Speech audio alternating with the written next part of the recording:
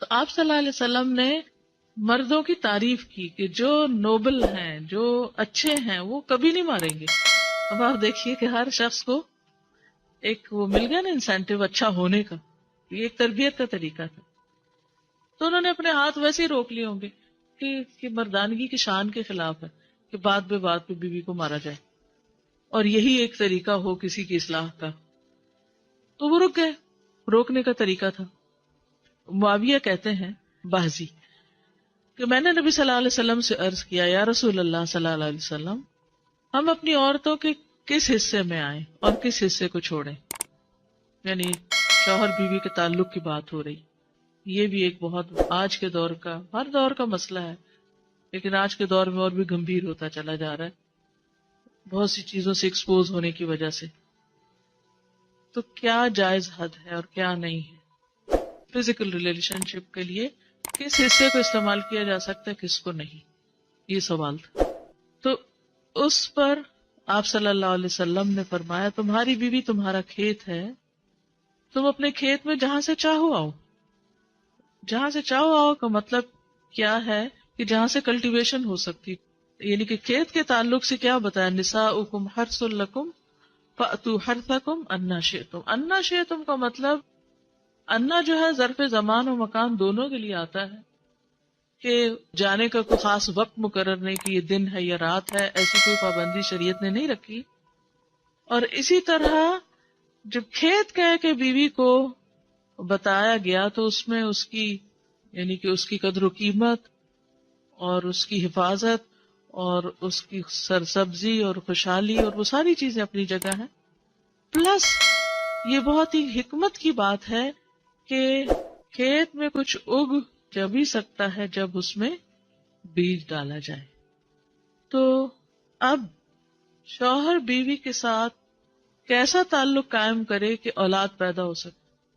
وہ oral sex سے تو نہیں ہو سکتا، وہ اینل سیکس سے بھی نہیں ہو سکتا. obviously understood ہے کہ انا کا مطلب یہاں کیا ہے. ٹھیک ہے نا؟ یعنی یہ وہ باتیں کہ جن کو بہت لفظوں کو کھول کھول کے نہیں بولا جا سکتا، لیکن اٹس انڈرسٹوڈ. تو آپ نے کہا جہاں سے چاہو، یعنی کوئی رکاوٹ نہیں، ممانعت نہیں. اس کا یہ مطلب نہیں کہ ناجائز حدود پھلانگ کے کہو کہ اس کی بھی ممانعت نہیں. البتہ جب تم کھاؤ تو اسے کھلاؤ. یعنی کہ شوہر خود آؤٹنگ ڈائننگ کے لیے چلا جائے اور بیوی کو کہے کہ بس گھر میں ہی پکا لو اپنے لیے اور کھا لو، خود صرف دوستوں کے ساتھ رہے. دس از ناٹ رائٹ. بیوی کو بھی لے کے جائے اور ساس بھی بہو کو جانے دے. جب تم کھاؤ تو اسے بھی کھلاؤ، جب پہناؤ تو اسے بھی پہناؤ. کا مطلب یہ ہے کہ عید آئی ہے، اپنے لیے سوٹ لے رہے ہو تو بیوی کو بھی کچھ لے کے دو. یہ ہے ایکویلٹی ایک طرح سے. اس کے چہرے پہ نہ مارو، اسے گالیاں مت دو، ابیوز نہیں کر سکتے. اور اسے قطع تعلقی اگر کرو، یعنی ویسے تو نہ کرو لیکن اگر کرو تو گھر کی حد تک رکھو. کک آؤٹ نہیں کرو، اس کو گھر سے باہر نہیں پھینکو، گھر سے نہیں نکالو. کیونکہ بعض شوہر کہتے ہیں نا، فون پہ کہہ دیتے ہیں گھر چلی جاؤ ماں باپ کے، میں تب گھر میں داخل ہوں گا، آؤں گا ہی نہیں. یہ غلط ہے، ایسے نہیں کرنا چاہیے. اور یہ کیسے مناسب، یہ کیسے ہو سکتا ہے کہ تم اس کے ساتھ یہ سلوک کرو جبکہ تم ایک دوسرے کے پاس حلال طریقے سے آتے ہو؟ یعنی تمہارا ایک جائز تعلق ہے اور پھر تم اس تعلق کو اس طرح خراب کرو. تو بیوی کو مارنے سے متعلق جو قرآن اور حدیث کی روشنی میں جو حکم ہے وہ سامنے. پھر اسی طرح غلام کو مارنے کی ممانعت ہے. نوکر کو، غلام کو، اس کو بھی نہیں مارنا چاہیے. ابو مسعود بدری سے روایت ہے کہ میں اپنے غلام کو کوڑے کے ساتھ مار رہا تھا کہ میں نے اپنے پیچھے سے آواز سنی، اے ابو مسعود جان لو. اور میں غصے کی وجہ سے آواز سمجھ نہ سکا، یعنی ایسے مار رہا تھا کہ مجھے نہیں سمجھ آئی کہ کس نے پکارا مجھے. جب وہ میرے قریب ہوئے تو وہ رسول اللہ صلی اللہ علیہ وسلم تھے اور آپ فرما رہے تھے جان لو ابو مسعود، جان لو ابو مسعود. کہتے ہیں میں نے اپنے ہاتھ سے کوڑا پھینک دیا تو آپ نے فرمایا جان لو ابو مسعود. یعنی آپ بار بار فرما رہے تھے اللہ تم پر زیادہ قدرت رکھتا ہے تمہاری اس غلام پر قدرت سے. یعنی جتنا تم اس غلام پہ قدرت رکھتے ہو اللہ اس سے زیادہ تم پہ قدرت رکھتا ہے، یعنی تمہیں مارے گا. کہتے ہیں کہ میں نے عرض کیا اے اللہ کے رسول صلی اللہ علیہ وسلم میں اس کے بعد کبھی غلام کو نہیں ماروں گا، اور بعض روایت میں آتا ہے کہ انہوں نے آزاد کر دیا۔ ابو عمر زازان سے روایت ہے، کہتے ہیں کہ ہم لوگ ابن عمر کے پاس تھے، انہوں نے اپنے غلام کو بلایا جسے انہوں نے مارا تھا، انہوں نے اس کی پیٹھ کھول کر دیکھی، کہا کیا تمہیں تکلیف ہو رہی ہے؟ اس نے کہا نہیں۔